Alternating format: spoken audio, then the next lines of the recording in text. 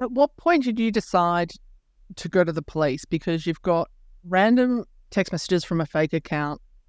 Then it went to a real account and not hiding her identity anymore.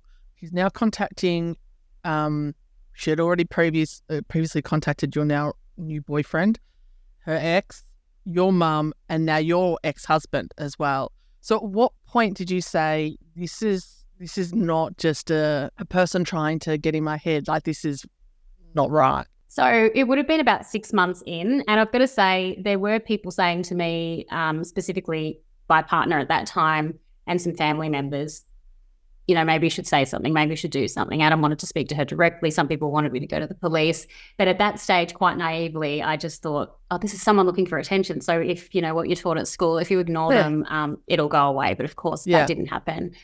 I started to become really concerned when she had evidently created a fake account in my name and sent off messages to herself and other people and screenshotted those and just sent them all to us, threatening to send those all around. So to me, that's sort of like she's impersonating me then, and I didn't know where she was intending to send these things to. So at that point, we made contact with police for the first time, and we chose to call a police officer that we knew and ask their advice. Their advice at that time was to not do anything formally, but to instead send her some correspondence via email, preferably, to simply say, if you continue these actions, we're going to take it further legally. So like a warning as such. So we took that advice and we wrote that letter and sent it to, you know, the email addresses that we had for her. And then there was silence. So we thought, brilliant. We just had to take a stand and that would be the end of it. And a good 3, 4, maybe even 5 months passed without any contact from her. But then I started getting these text messages from random numbers saying the same sorts of things, the same sorts of insults about me and the same sorts of comments and things like that. At that point, I decided to proactively call police because in my mind, again, a bit naive, I felt that with a telephone, it's a little bit easier to track people down. So I had a name to give them, and I simply said, I've got all the messages from earlier. Now I'm getting these text messages. If you go and put her name to the SIM, maybe you could just go talk to her and get her to leave us alone. And that was the first time I really experienced what a lot of people who have gone through stalking experience, which is just that sort of really dismissive attitude from police. And this is really nothing we can do about this. This is not a big enough deal for us to go and contact telephone companies and get names and things like that. So they just simply said, just keep track of it. And if you feel in danger, call 000.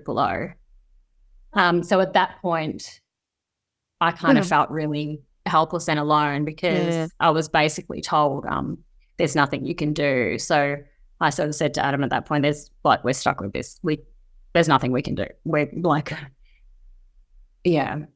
And then, of course. What sort of volume was she sending you at this point? When you went to the police, she'd been quiet for a few months after the warning to back off.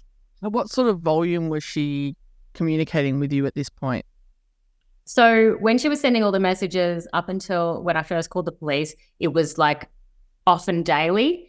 Sometimes a few days would pass and then there would be a flurry and then there would be a break and then there would be a flurry. So it was quite constant. When the text messages started, it was like probably about 1 a week for a little while. And that's when I called the police, but I thought I'd get on the front foot, stop it before it escalated.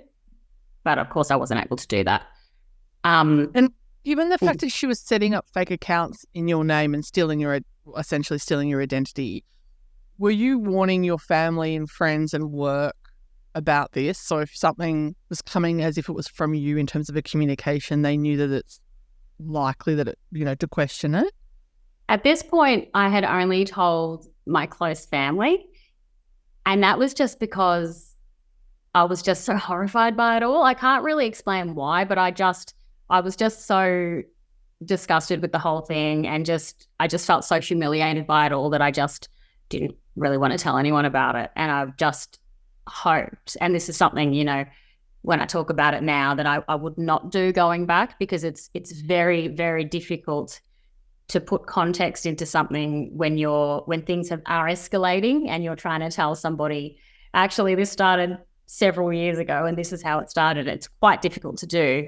Even as we talk now, it's quite challenging to put such a long period of time into it, to say it succinctly.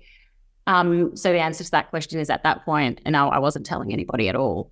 And I think that's part of the problem. People think that by not reacting, it might solve the problem. But in my case, it just progressively got worse, because not long after those text messages started, the contacts then shifted to Instagram and all became public. So it was all the same sorts of content, but it was all public now. And that really scared me at the time, because obviously my work is, I'm a journalist and I was a self-employed freelance journalist, and I need to be able to be online to survive.